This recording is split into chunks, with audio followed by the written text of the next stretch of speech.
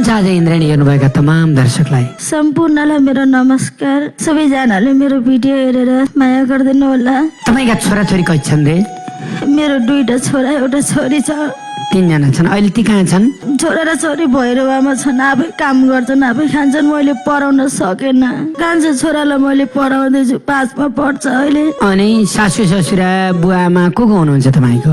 मेरो सासू बितेर अस्ति म गएको थिएँ। मलाई क्रिया गर्न पनि दिनु भएन, नागरिकता पनि बनाइदिनु भएन, बाबुलाई नुन भान पनि दिनु भएन। त पहिला गएको अर्को बिहे गरेछिस् भन्नुभएको छ। म पिता परमेश्वरको सन्तान हुँ। पिता मैले अर्को बिहे गरेर म रमाएर हिँडेको भए पार पिता परमेश्वरले देख्नुहुन्छ।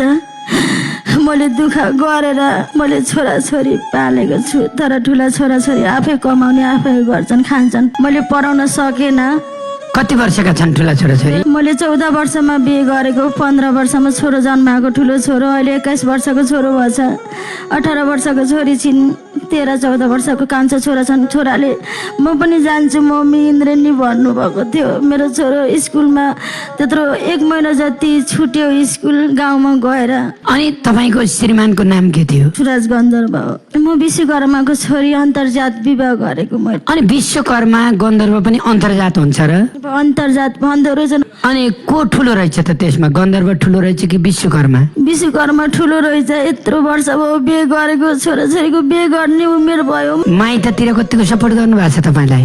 माइतमा बाबा हुनुहुन्न, पेसाले ढलेर बित्नु भएको। सानो 3टा भाइहरू छन् मेरो। मम्मी दमको रोगी हुनुहुन्छ, औषधि बिना बाँच्न सक्नुहुन्न। अनि तपाईँ ठुलो रहेछ नि त जात त, अनि किन जान्दिएन त भन्नुहोस् त? गन्धर्वसँग विवाह गरिस् भनेर।